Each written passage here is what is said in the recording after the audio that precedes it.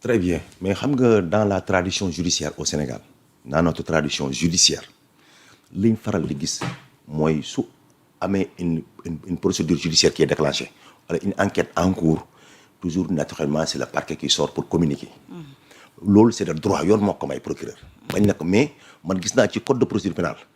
une disposition très claire qui donne au procureur le droit de prendre la parole après en avoir discuté avec sa hiérarchie pour éclaircir les certains points d'une procédure en cours si nga xam ne sur les indices ou les faits portant sur la culpabilité pour éviter ce qu'on appelle les informations parcellaires ou inexactes yoo xam ne dafay propager ci réew mi pour génn rétablir la réalité du droit et des faits. loolu article 11 alinéa 3 du code de procédure pénale moo ko may procureur. article 11 mi ngi tudd sax les autorités judiciaires les autorités en charge des poursuites et de l'instruction la tudd kon donc mën nañu wax ne kon ci citation bu waaj doon wax benn borom xam di wax ne la parole pénale dans un état de droit mature dans un état de droit mature la parole pénale appartient au procureur et au juge et non au ministre. mu dolli si ne en matière de communication pénale communiquer très tôt très haut et très vite peut préjudicier aux présomptions d'innocence et à l'impartialité du droit. est-ce que comprendre lu wax ministre ba nag gisuma wax dëgg yàlla fan la yoon aaye ne ministre bu waroo wax sa sortie médiatique n'est pas illégale. kon existe bu normal. c'est pas illégal non c'est pas illégal. mais est-ce que dafa moment yoo xam ne est-ce que ki war a wax moo war a wax. c'est pas c'est le timing quoi qui pose problème man c'est pas le fait que le ministre génn di wax moom mu pose problème mais c'est ces fonctions qu'il occupe ba pare di wax moom moo jox parce que moom waxam il n'est pas neutre parce que ministre la bokk fan exécutif. oui. dafa est-ce que nekkul di violer la séparation des pouvoirs est-ce que nekkul di violer la séparation des pouvoirs foofu. est-ce que exécutif war naa émission ci justice. benn yoon lu may sama problème deuxième problème mu nekkaat une actrice dans un parti politique qui est le Pastef nekk fa ko am cër foofu. yaa ngi dégg est-ce que foofu mën nga fi jaawale mën na am impartialité. non c'est ça le doute des gens. et puis timing bi mu génnee est-ce que moment bi génn timing bi baax na. c'est pas bon même si les gens font la différence sur fay defoon na ko taxul mu baax même mu nekk dans le passé y avait des ministres qui l'ont fait taxul mu baax ministre booy wax da ngay bàyyi procureur génn ba wax su génn nag mu la neex nga apprécier mais da ngay bàyyi ba kii war a wax njëkk a wax ba pare. parce que loo gis dafa am dafa am numéro 2 topp dafa am 1 2 topp ci 3 topp ci. mais bu nekkee 2 dañ la compter 1 à 100 nga bëgg a jëlal 3 day am problème. léegi mu génn wax bokk na ci rang bi mais boo bëggee jëlal 3 day am problème. léegi bu mu génnee wax. c'est ça mais c'est pas parce que le ministre la génn bi c'est illégal c'est pas illégal mais c'est-à-dire dafay créer ce qu'on appelle benn dysfonctionnement institutionnel entre le parquet et lui parce que li ñuy miin loolu mooy parquet mooy gën di wax di communiquer en cas de l'enquête en cours. léegi bu ñu duggee ci fond lu mu wax. def na ay révélations ci ay téléphones yu ñu fekk ci Farba ginnaaw ba ñu procéder à une fouille. contenu téléphone yi wax na ci. wax na ci ba tudd ci ay vidéo yu doy waar. ak yu ni mel. ñu dégg tamit par la suite benn Cheikh Bara Ndiaye bu ci def ay révélations ay Aliou Sadi moom bu ci gën a xuus sax. ni yooyu la vidéo ay kilifa la. ay kilifa yu nga xamante ne vidéo ñu ngi ci. reste nag à savoir te loolu enquête bi moo koy définir lu waraloon Farba am vidéo yooyu les figures yi nga xamante ne xàmmee nañ leen. ci li nga xamante ni moo di langum politique bi. yooyu yëpp ñu wax ko ci. mais est-ce que tey jii ministre bi ba muy def yooyu les révélations. waroon na dem bay dugg ci cadre ay vidéo yu ñu fekk ci portable bi. ak aussi le fait que ni moom détenu bi ñu fekk ko en possession de 2 téléphones portables. lu nu mel aussi tamit lan la ci yoon wax. man dama jàpp ne moo tax ma ne ministre bi bon dans la forme de sa façon de communiquer dafa forcer parce que gis nga la politique la communication judiciaire dafa am. beaucoup de communication bi presse bi dafay bokkul de parce que bu infraction amee ñu ne y a quelqu'un qui a commis une infraction xam nga kooku il n'est pas coupable pas encore quoi on est à l'estade des enquêtes des investigations maanaam ci tënk bu fekkoon procureur moo def lii peut-être procureur dina ko waxee neneen non plus pointu parce que c'est le technicien du droit le ministre n'est pas un technicien du droit le ministre aussi bokkul ci organigramme justice ministre du autorité judiciaire autorité administrative la ba pare nekkat en même temps autorité politique ñaari casquette la boole autorité administrative parce qu'il fait partie de l'exécutif autorité politique parce qu'il appartient à une partie politique légalement constituée et qui gère le pouvoir actuellement donc sa neutralité pose problème son impartialité pose problème mais un procureur bi gën di wax moo ëpp neutralité parce que dañ ne c'est un parquetier qui gën di wax parce que c'est un agent du droit c'est un agent assermenté donc su gën di wax moom mooy jox plus de crédibilité entre les deux parties que ministre bu gën di wax est-ce que maa ngi fële bi waxee parce que ministre dafa far ba pare même bu nekk dans son fort intérieur li muy wax ba dee sa objectif mais les gens duñu gis seen objectif mais à partir mu gën di wax sur le plan politique di gën di wax ci dossier bi rek il a déjà donné un cachet politique à cette affaire parce que l'opposition va s'agripper dans cette brèche là loolu lañ ñoom sax voilà c'est comme aussi dans l'affaire Madiambal Diagne Madiambal Diagne kan moo jox dossier bi tournant politique c'est Bamba Cissé Madiambal Diagne son affaire est au départ est judiciaire mais fu mu toll nii c'est monsieur Bamba Cissé le ministre de l'Intérieur qui l'a donné un tournant politique xam nga tax ma jox ko tournant politique Bamba Cissé moo fi génne benn guddi génne benn communiqué pare dañu yëgal ne mandat d'arrêt am na ministre de l'Intérieur moo yëgal ñi ne mandat d'arrêt am na. kan moo ñu ko waroon yëgal. mais kan mooy porte-parole de justice c'est le parquet.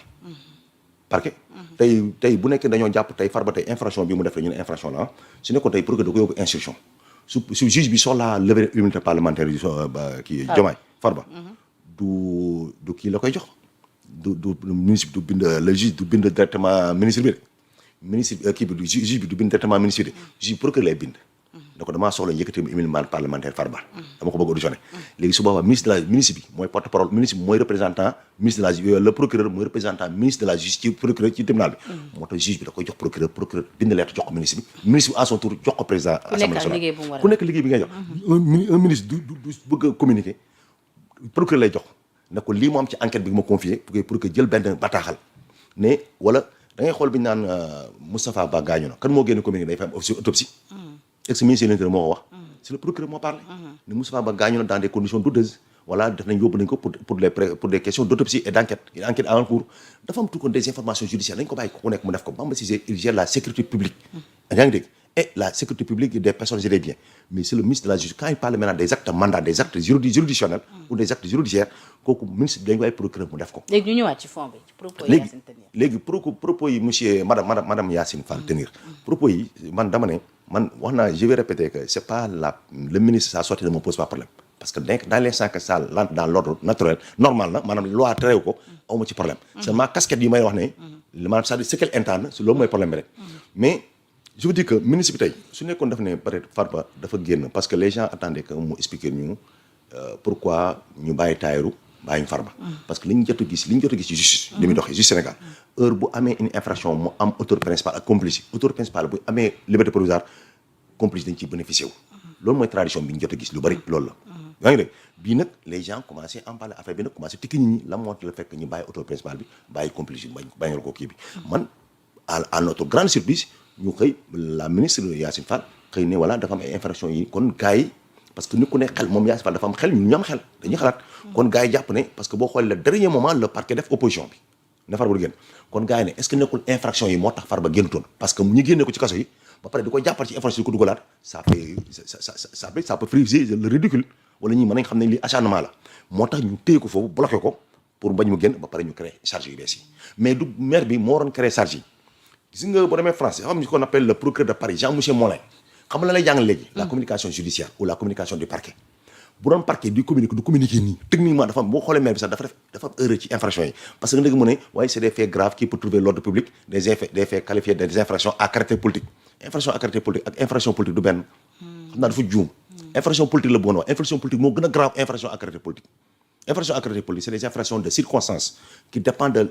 du contexte comme Ousmane Sonko li mu defoon ci Mame Mbaye Niang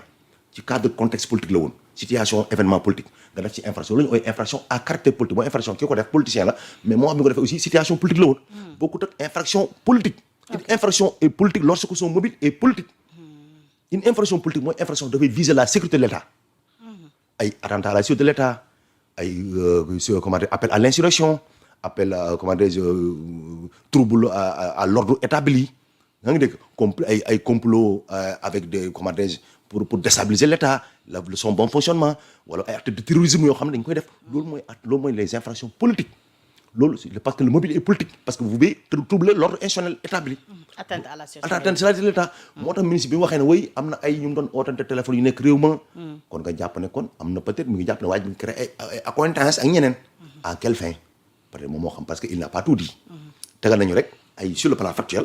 lan la ñu doon diggante téléphone am na tamit vidéo bu envoyé à son avocat je connais pas le contenu vraiment. mais est-ce que sax le contenu pornographique de cette vidéo. est-ce que vidéo boobu mu wax sax après yàqal toute communication parce que les gens font focus sur le vidéo sur la vidéo que sur les autres charges parce que maire bi du woo vidéo bi rek vidéo la mujjee wax mais wax na yeneen mais ñëpp nee na tamit wax na tamit waxu xaalis wax na waxu xaalis wax ay journalistes yu doon dégganteel yu góor yu jigéen tu vois wax ay Bangladesh wax ay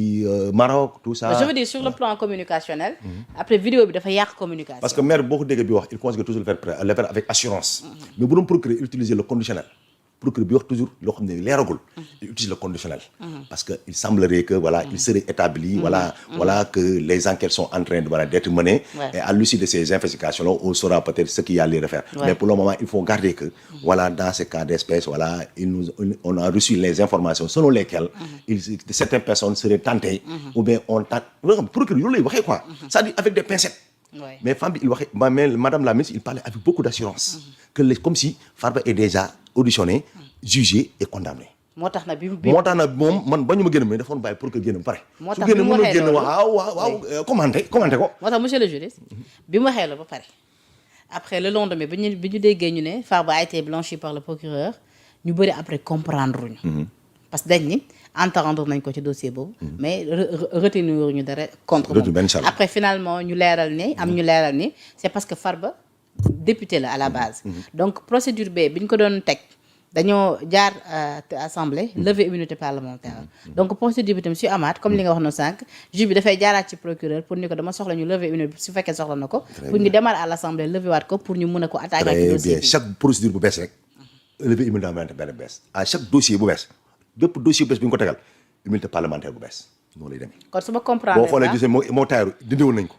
bii pas aussi bu nekkee procureur dans quelque temps le ministre de la procureur sant dafa bëgg ñu dominer immunité parlementaire bala koo poursuivre parce que procureur mënu ko poursuivre te duñu immunité parlementaire. kon Farba n'a pas été totalement blanchi par le procureur. non mais dañuy suivre gum procédure. mais tamit benn affaire dafa am. procureur gannaaw retourné charge il faut procureur bind lu mu koy toppee. jox ko ministre de la justice bi parce que ministre de la justice charge infraction yi la yóbbu ci président assemblée nationale pour président assemblée nationale dafa am benn député suñu benn collègue député boo xam ne yoon daf ko soxla ñu ngi koy toppee infraction tel mais ba lay procureur renouvelé benn charge. waaw loolu moom si jaaxal ndax procureur. wax bu benn charge bindagu ko c'est parce que dañuy. mën naa am après dina ko bind. après dañuy xaar au préalable ñu parce que lever il faut immunité parce que une procédure est écrite en matière pénale la procédure est non écrite. je veux dire il faut kon bind boobu mooy jiitu kon ñu lever immunité parlementaire mais wala. kon looy teg ci loxo assemblée bi yan infraction nga xam ne moom mooy toppee. d'accord Farba bi ñu koy njëkk a toppee infraction assemblée yaa ngi fàtte ko. PV lañ fa yóbbu. waaw dëgg la. waaw rapport scientifique autant pour moi rapport scientifique lañ fa yóbbu. na rapport scientifique lii la koy toppee blanchiment de capitaux. voilà donc il faut nga teg ci loxo assemblée dara wax ne li ñu koy toppee. c'est-à-dire il faut qu'on caractérise les infractions pour lesquelles il est poursuivi. waaw dénk ko léegi procureur moom mooy définir infraction parce que madame Yacine Fall li wax loolu infraction moom mënu sa déterminer mënu sa caractériser infraction yi bëggoon na ko caractériser nag mais xam naa technique juridique bi daf ko domaine am léegi bu ñu ñëwaatee mais su nekkoon procureur lay procureur gën a leeral affaire léegi ñëwaat ci infraction moo tax lu nekk dañ ko bàyyi ki ko détenu bu ñu fekk ak ay téléphone waaw dégg naa nag Abdou Nguer mu ne téléphone yi doxul Farba doxul fekk ci téléphone yi dox ñëw fekk si Farba waaw donc kon lu ñu mel am na complice ko jox oui lan moo ci war a mën a xaar Farba bon wala complice bi bon benn affaire de femme parce que ak aussi ndax détenu yi dañuy faral souvent di leen jàpp ak ay téléphone waaw ak ay yamba yëpp am ci biir prison yëpp a fa am ay arme sax blanche wala arme fetal moo tax tout le temps dañuy def fouille parce que prison boo dugg si dafa am ce qu'on appelle fouille générale maanaam fouille boobu dañu lay simmi def la yaramu neen fouille sa partie intime yëpp boo dugg si dañ la koy def loolu fouille boobu la léegi aussi bu nekk da nga dem ay service médical dem faju ji wala nga dem tribunal ñëwaat am na fouille par di la tàppate quoi di la laal mais boobu lu la simmi maa da nga dem procès ñëwaat nga uy ji tribunal quoi wala nga dem service médical faju ji ñëwaat dañ la war a fouiller su ko neexee aussi régisseur bi mën a def ce qu'on appelle fouille générale yow xëy na voilà nañ fouiller ñëkk yëpp c'est pour des raisons de sécurité parce que prison lu nekk fa léegi fouille bi si am dañ koy yëgal au préalable détenu yi wala non à l'improviste ñoo war a xëy fouiller moom moo xam loolu c'est le régisseur qui la déclare d'office pour des raisons de sécurité de sa prison parce que prison bi lañ dénk prison bi dénk ko détenu yi prison régisseur lañ ko dénk kon lu fa am au premier responsable c'est le régisseur deuxième loolu bu amee mais parfois da ngay dégg gaa naan ay est-ce que nekkul benn genre fouille ciblée mais fouille ciblée parfois bi am c'est parce que dafa am ci biir prison yi régisseur dafay am ay tóobam ci biir gaa yi koy joxe information yoo xam ne ay détenu la ñu nekk ñoo naan ko diw chambre am seen chambre nangam xew na wala am na yamba bu fa nekk wala am nañ arme wala am nañ lii waaw day am ay tóobam ay gars yi ko jox information comme police yi amee ñu koy information ci biir civil fii ci biir civil yi ci ñun biir am na ñoo xam ne ñu liggéey police suñu gisee dara o police wax la wala ko mais loolu ça participe à la sécurité du pays ci biir prison bi tamit régisseur bi wala ki topp ci régisseur chef de cour bi dañu am seen tóob yi nekk ci ay prison ay détenu la ñu nekk ñoo xam ne ñoo leen di waxal surveiller ma diw ci lu mu nekk su nekk da yom soupçon sa néeg gars yi mën nañu tëb dem sa néeg pour des raisons de sécurité pour bañ problème parce que yow bon je ne sais pas quoi prison dafa graaw mun nga téléphone normalement même bu ñu la doon garde à vue sa téléphone waroo ko yorati ku nekk garde à vue sa téléphone sa waroo ko yorati comprendre nga li ma kon donc nit ki soo nekkee ci des mesures de restriction de liberté bi ñu la mayoon ci biti mënatoo ko amati certes nag un détenu peut communiquer mais dafa am ce qu'on appelle benn format c'est encadré ni ñu communiquer parce que boo déggee sax Abdou Nguer yaakaar naa mi ngi koy expliquer ne ñoom am na foo xam ne léegi may nga woote da ngay fay mais quand waaw très simple mais quand t'as détenu bu yor portable loolu je ne pense pas que c'est une violation du règlement intérieur de l'administration pénitentiaire je pense que règlement intérieur là c'est des mesures disciplinaires qu'il faut prendre mais gisuma ci loi bi fi ñu wax poursuite pénale mën na ci am léegi kon dans ce cas mais règlement intérieur daf ne lu ñu war a régler kon la ci biir kaso règlement intérieur mën na la jël mais warul war a mun a yegsi ba ci juge wala ci non mais parce que yor téléphone yor personne ci biir prison du ko nëbb maanaam yor téléphone de façon en catimini mais loolu du infraction non ban infraction la yor téléphone ça tu as violé le règlement intérieur règlement intérieur nga mais yor yamba wala yor arme blanche loolu mooy infraction su boobaa dañuy bind rapport le registre day bind rapport informer sa hiérarchie ba pare informer le et dans ce cas là qui doit gérer su boobaa le procureur yamba moom xam nga dañ ko aye et dans ce cas là qui doit gérer waaw damay laaj est-ce que Sénégal la détention par principe est-ce que la détention d'un téléphone portable est une infraction au Sénégal non waaye bu la fekkee ci biti non dama ne je parle parce que la loi est générale dama ne est-ce que la détention d'un téléphone la loi est générale amul loi pénale pour prison waaye tout dépend tamit de li ngay def ci téléphone waaw non maa ngi ñëw moo tax ma ne la mun na garaaw ça dépend ci la nga ci waaw loolu mu tamit mun na indi lu garaaw mais dama ne le fait d'avoir un téléphone là sur le principe là wax quoi mais nag dama ne le fait nga yor moo tax ma ne la ku yor téléphone ci biir amoo ci droit là tu violes le règlement intérieur maintenant la nga cay defi ëllëg parce que mën nga wax ñi ñoo xam ne mën nga wax ñaari garde ñoo fanaan tey ñett kaa la ngeen dajji prison beeg yooyu yëpp ay information mën na ci on sait jamais moo tax ku ko yor dama ne sur le principe bu nekk da nga ko yor amoo ci droit yor ko là tu violes le règlement intérieur de la prison su boobaa mën na nekk ay mesures disciplinaires à l'encontre du détenu mën na nekk aussi d'autres mesures graves à l'encontre de la personne qui t'a facilité à avoir ce téléphone d'accord comprends nga su boobaa aussi administration pénitentiaire su ko neexee mën na porter plainte moo tax kon ñuy mener une enquête gisoo ki ko defoon ci temps yi Ousmane Sonko bi nekk ci prison bi l'administration pénitentiaire avait porté plainte moo tax ñu arrêté waa ji mais dans un premier temps il y avait une mesure administrative une mesure disciplinaire mais après administration pénitentiaire su ko neexee porter plainte parce que c'est un fait qu'il peut trouver grave ou bien au bon fonctionnement voilà de l'administration pénitentiaire au fonctionnement du règlement intérieur de la prison c'est ça mais sur le principe bon prisonnier waroo yor téléphone moo tax ma la même garde à vue bi ñu la ko dóoree sax peut-être téléphone waroo ko yor maa ñu dañ la téye un détenu non un détenu waroo téléphone léegi la fekkee léegi nag li ñu wax léegi ci contenu téléphone yi waaw lu ñu mel lan moo ci war a mën a fekk loolu de madame la ministre la ñuy xaar man damay xaar procureur wax ci franchement waaw mais ministre bi de la justice li mu ci wax man franchement mënu ma engagé parce que conférence de presse bi ça n'a rien de coloration judiciaire loolu wax nga ko sànq parce que la preuve da nga faa gis ombre procureur bu fa taxaw déedéet man donc li ma gis moom c'est un ministre de la justice de surcroît membre d'un parti politique qui communiquait